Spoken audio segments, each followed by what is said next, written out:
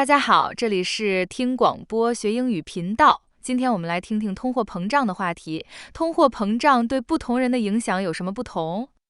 这个播客讨论了通胀如何不同程度地影响不同收入群体。低收入家庭面临较高的通胀率，因为他们的支出模式和有限资源。那么我们来听听专家们的讨论吧。You're listening to NPR Explains Inflation. I'm Scott Horsley. Inflation has generally been easing, but that doesn't necessarily mean prices are going down.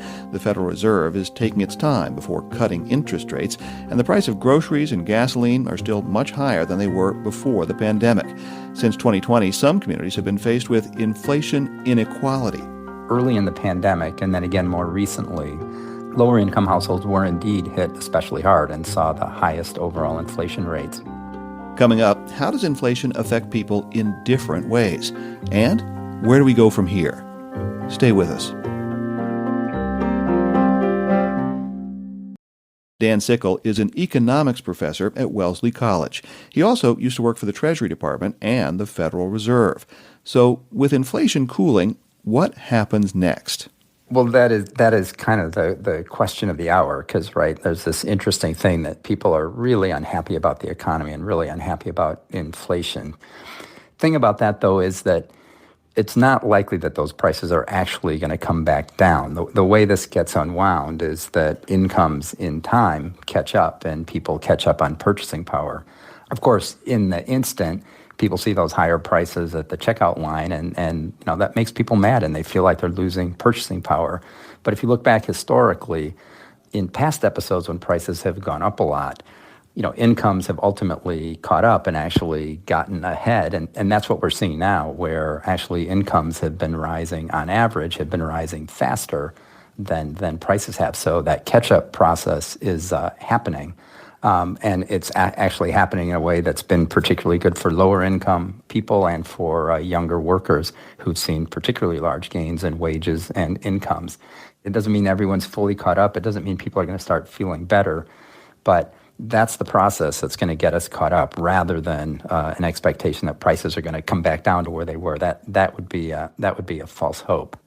I've seen the psychiatrists say, too, that people don't necessarily connect the dots between wage gains and price increases. They think the wage gain is a reward for their hard work, and then the price gain is something that just happened like an asteroid hitting, and they didn't deserve that.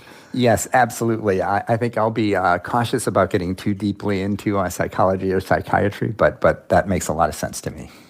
And I would just slip in one other thought, which is, if you go back to before the pandemic, prices of goods and services right at the start of 2020 were about 20% higher than they were 10 years earlier. And people were generally okay with that because incomes were kind of on track with prices. People had become acclimated to those prices.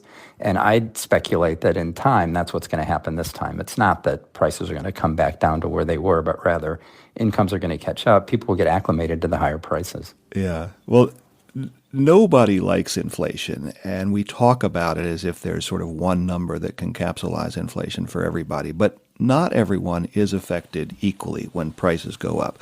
For some people, it might be sort of an irritation, but it doesn't really affect their lifestyle. For others, it might mean there's less food on the table or not enough gas in the car and having to make choices between where you can go, even whether you can afford to keep a roof over your head. You were part of a panel that recommended the government should actually report different inflation rates to explain those sort of differing levels of hardship.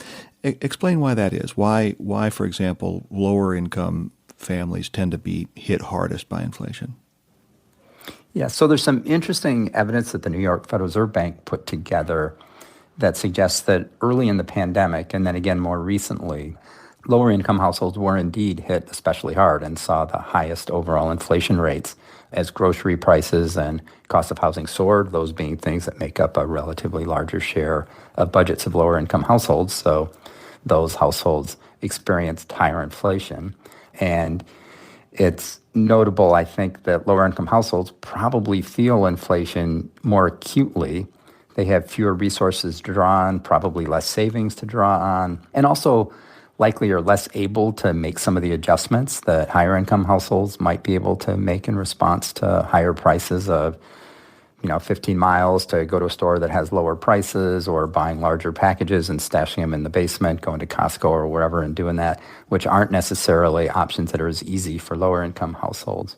Yeah, I noticed I was at the supermarket this past weekend, and they were having a sale on soda pop, 12-pack cans of soda pop, and it was a pretty big savings, but you had to buy 3 12-packs in order to be eligible for the savings. If you're a low-income grocery shopper, 3 12-packs is a pretty big chunk of your weekly food budget just to try to take advantage of those few bucks off.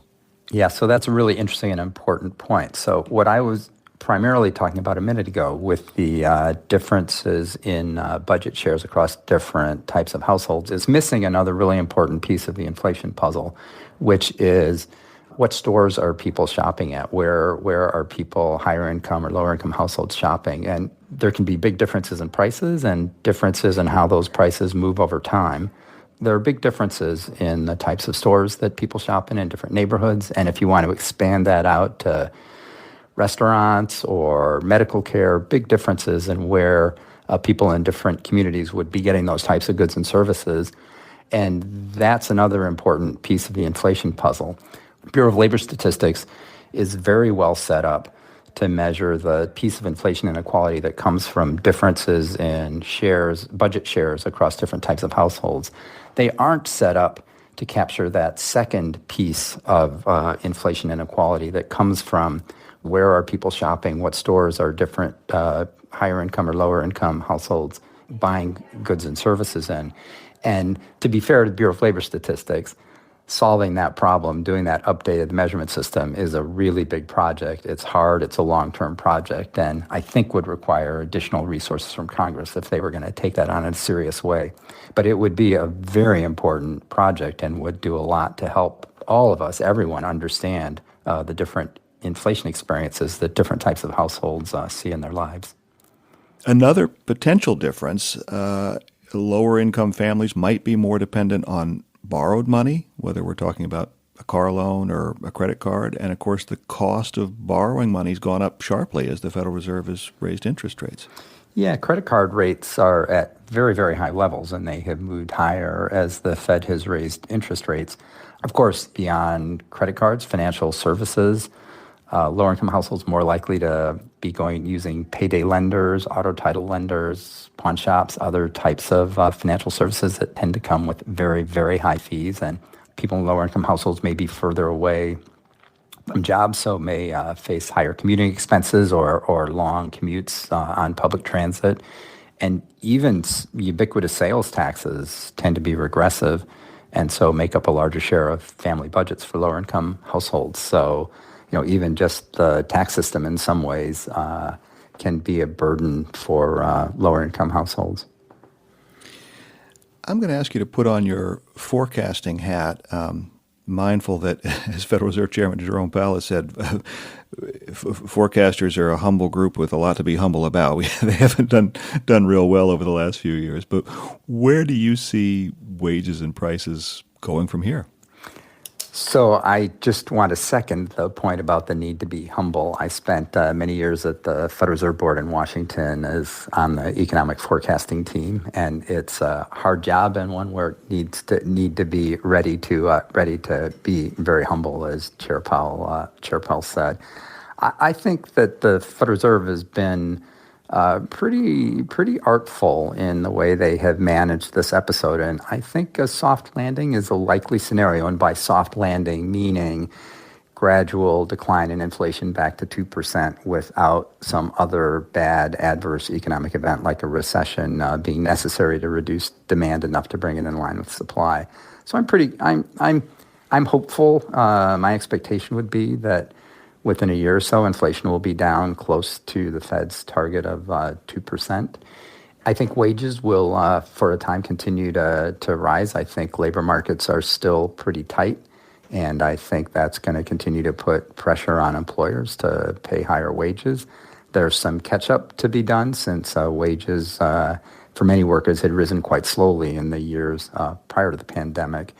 There is a really interesting, bigger picture question if you want to think 10 years ahead about what's going to happen to productivity, how is that going to be affected by all of these new things like ChatGPT and other large language models and artificial intelligence? And if those things boost productivity in a significant way, there is the hope that they would also boost wages in a significant way for many, many different types of workers. So I am longer term generally optimistic with an expectation that inflation is likely to be coming down to the Fed's target without the need for a recession, which over past decades often was a key element of bringing inflation down.